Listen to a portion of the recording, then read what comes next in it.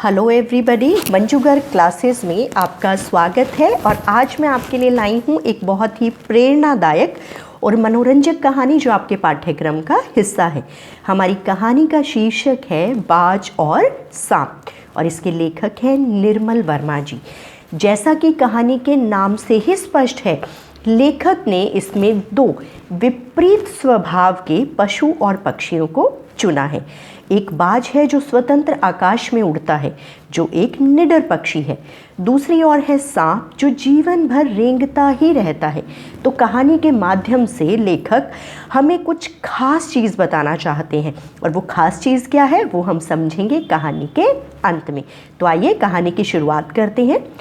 समुद्र के किनारे पहाड़ों की गुफा में एक सांप रहता था।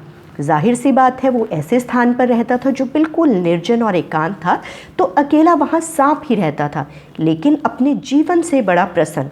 उसे लगता ना मैंने किसी का कुछ लेना है ना किसी को कुछ देना है, मेरा जीवन कितना अच्छा है, कोई परेशानी नहीं, कोई डर नहीं, ज़िंदगी में कोई जोखिम नहीं। उसका जीवन धीरे धीरे ऐसे बीतता जाता है। अचानक एक दिन कहीं से उड़ता हुआ एक बाज जो बुरी तरह जख्मी था और घायल था, उस बाज की सांप की गुफा में आ गिरता है। सांप पहले डर जाता है।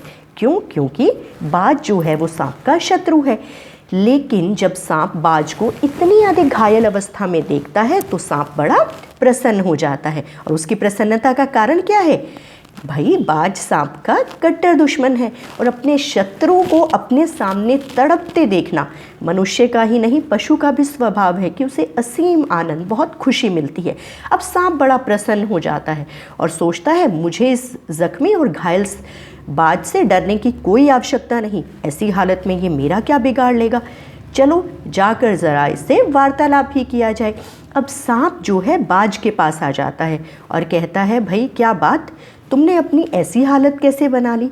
अब बाज कहता है कि बेशक आज मैं बुरी तरह घायल हूँ, मेरे पंखों में उड़ने की ताकत नहीं बची, लेकिन फिर भी मैं प्रसन्न हूँ। क्यों? क्योंकि ज़िंदगी में ऐसा कोई सुख नहीं बचा जिसे मैंने ना भोगा हो।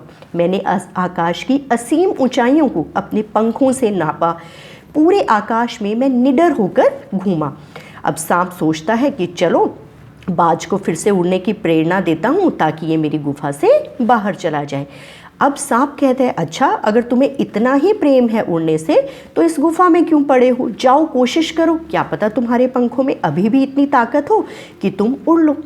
सांप के बोले गए झूठे वचन भी बाज को प्रेरणा से भर देते हैं और वो अपने पंखों और अपने शरीर की पूरी ताकत समेटता हुआ अपने शरीर को घसीटकर चट्टान के एक किनारे तक ले आता है। और वो एक कोने पर जाकर जब उड़ने का प्रयास करता है, उड़ तो जाता है लेकिन पंखों में इतनी ताकत ही नहीं थी और वो समुद्र में गिर जाता है। एक बड़ी सी लहर आती है और सांप को अपने पानी के साथ बहाकर ले जाती है और बाज पानी में बह जाता है और पीछे से सांप को ये सोचने के लिए मजबूर कर देता है कि आकाश में आखिर ऐसा कौन सा खजाना छिपा है जिसके पीछे मरते समय में भी बाज ने उड़ान को ही चुना बजाय कि एक सामान्य सी मौत को। अब सांप क्योंकि सोचने को मजबूर हो गया है, वो आसपास देखता है, कोई मुझे देख तो नहीं रहा, और सांप क्या करता है, अपने शरीर को सिकोड़ता है, ऊपर चढ़ता है और उड़ने की कोशिश में छलांग लगा देता है। हम सबको पता है सांप के पंख नहीं होते और अधिकतर सांप नहीं उड़ते। अब सांप क्या करता है, उड़ तो पाता नहीं, वो चट्टान पर जा गिरता है और मन ही मन क्रोधित होते हुए सोचता है मैं भी कितना मूर्ख हूँ जो उस बाज की बातों में आ गया। ना जाने ये पक्षी इतने मूर्ख हैं जो आकाश में उड़ते फिरते हैं। आकाश में तो रेंगने के लिए कोई ऐसा स्थान ही नहीं है जिससे मुझे सहारा मिल सके, तो मैं भी कहाँ का मूर्ख रहा जो उसकी बातों में आकर मैंने उड़ने का प्रयास किया। अब सांप चुपचाप वहाँ से जाता है और दोबारा अपनी गुफा में दुबक कर बैठ जाता है। तभी उसके कानों में कुछ स्वर सुनाई देते हैं और वो स्वर किसके होते हैं? लहरें बाज की बहादुरी का गीत गा रही होती हैं।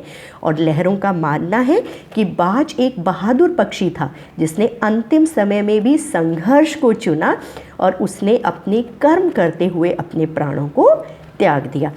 अब अंत में सांप ये सोचने के लिए मजबूर हो जाता है कि आखिर लहरों ने बाज के लिए सम्मानपूर्वक गीत क्यों गाया, और यहाँ पर हमारी ये कहानी खत्म हो जाती है। अब आप सोच रहे होंगे कि जब सांप को ईश्वर ने पंख दिए ही नहीं तो वो उड़ नहीं सकता। बाज को पंख दिए ही इसलिए गए हैं कि वो उड़ सके, और वो पक्षी है तो पंख होंगे ही। तो इसमें निराली बात क्या है? बेटा, निराली बात है लेखक का वो गूढ़ रहस्य, जीवन से जुड़ा वो सार जो इस कहानी के माध्यम से वो आपको और हमें, हम सबको समझाना चाहते हैं। यहाँ पंख होने का अभिप्राय ये नहीं कि हम जिंदगी में जोखिम उठाकर उड़ते फिरें। यहाँ बाज और सांप के माध्यम से लेखक हमें ये कहना चाहता है कि डर डर कर कायरों की भांति जीवन जीने की अपेक्षा खुलकर वीरतापूर्वक जीवन की प्रत्येक परिस्थिति का डटकर सामना करके जीवन जीना एक बेहतर जीवन है। इसका अर्थ ये नहीं है कि आप सांप की भांति पेड़ों पर या फिर छत पर चढ़ जाएं और छलांग लगा दें कि हमारी मैम ने बोला था। जी नहीं, इस बात का अर्थ है कि जीवन में कठिनाइयाँ आती हैं, बहुत सारी परेशानियाँ भी आती हैं, लेकिन वास्तव मनुष्य वही है जो उन परिस्थितियों में हार नहीं मानता बल्कि डट कर सामना करता है, और मनुष्य अंतिम समय तक भी अपना कर्म करना नहीं छोड़ता, क्योंकि मनुष्य तब तक मनुष्य कहलाता है जब तक वो अपना कर्म करता रहता है। तो आशा है आप सबको ये कहानी अच्छी भी लगी होगी और समझ भी आ गई होगी। धन्यवाद।